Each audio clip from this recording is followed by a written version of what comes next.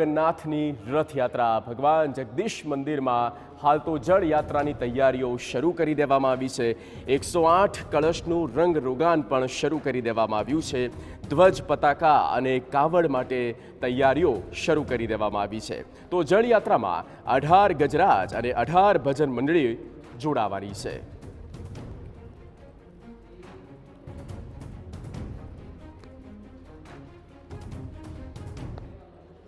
પૂજન કરીને જેમાં જળ પધરાવીને લાવતા હોઈએ છીએ એ કળશોનું રંગરોગાન પૂજન સાફ સફાઈ અને એને સુશોભિત કરવામાં આવી રહ્યું છે। એના ઉપર જે પીળા વસ્ત્ર લગાવવામાં આવતા હોય છે એ પીળા વસ્ત્રને કલર કરવામાં આવી રહ્યો છે।